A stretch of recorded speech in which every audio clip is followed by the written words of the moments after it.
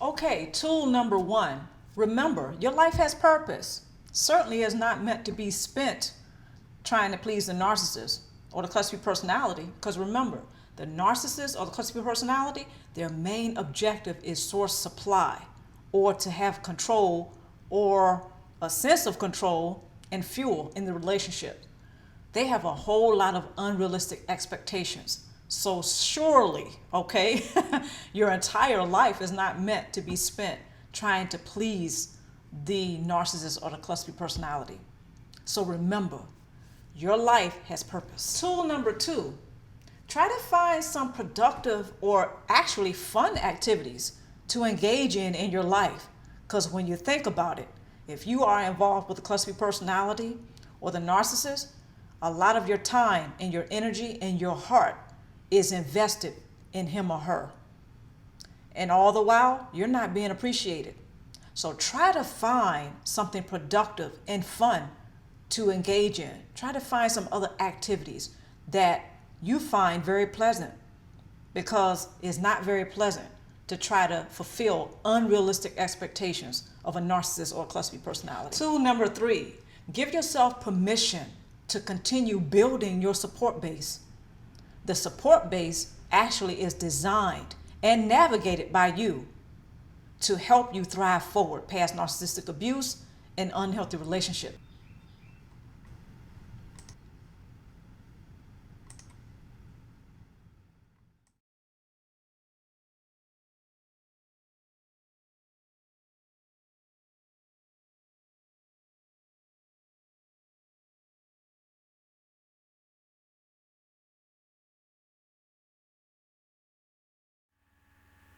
Topics of discussion. The story that the narcissist has sold you is not your story. It's a lie. Second topic, do not assume that the narcissist and those with a cluster B personality are behaving naturally. Third topic, why the narcissist and a cluster B personality hates you practicing personal boundaries. Point number one of the most damaging effects of narcissistic abuse is deception. Narcissists must manipulate others into believing the same lies that he or she tells themselves constantly in order to influence others into narcissistically supplying them. Unfortunately, most of the time, deception works in favor of the narcissist and a cluster B personality because many buy the ultimate lie that has been sold to them. Next point. The ultimate lie that narcissists sell is that you are their property to control and do not have free will to think and choose for yourself. Those who feel a strong sense of obligation, responsibility, and loyalty have brought unto this ultimate lie more than anyone else. Narcissists and those with a cluster B personality are only loyal to his or her false self-image and will usually engage in some of the most diabolical acts to obtain narcissistic supply.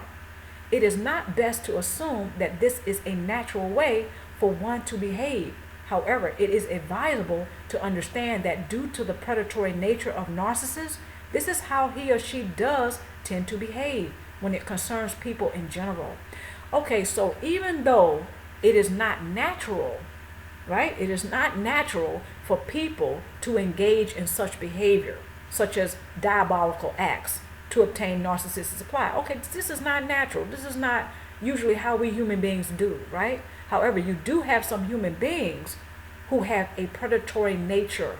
And to them, see, this is what we have to understand, that due to their predatory nature, it is within their nature to behave in such a way when it concerns people in general. That is to use people for narcissistic supply. So a narcissist goes against what is natural, and that is to connect to other people, to desire the connection. Narcissists and cluster B personalities, they have detached. They have turned that off. That is what makes them less humane. They are still human, and I know that's debatable. I know. I'm just making a point here that it is not natural to not have the desire to connect to other human beings. When a person has a predatory nature, this means that he or she will behave in a particular way. Meaning, if we're talking about a narcissist, their predatory natures will have them engaging in diabolical acts in order to obtain the narcissistic supply. For any individual to not have empathy for others to the point of devaluating, discarding, and causing damage without any remorse is not natural behavior for human beings. However, there are some who would debate what is natural behavior and what is not. Let's move forward. Personal boundaries are a natural and healthy way of relating to others without placing anyone on the defense, while at the same time being able to love yourself enough to hold yourself accountable for your own overall well-being. Narcissists detest others practicing personal boundaries. By practicing personal boundaries, you show the narcissist that narcissistic abuse is not tolerated. Okay, so by practicing personal boundaries, another thing that's happening is more than likely you are practicing self-preservation. The narcissist has no problem practicing self-preservation. As we all know, well, a lot of us, as we know, right, from personal experience, that he or she will place themselves first with no problem. However, with you doing that, the narcissist has a problem. The narcissist does not like anyone practicing personal boundaries because it leaves them starving. It leaves them without the narcissistic supply that they fiend for.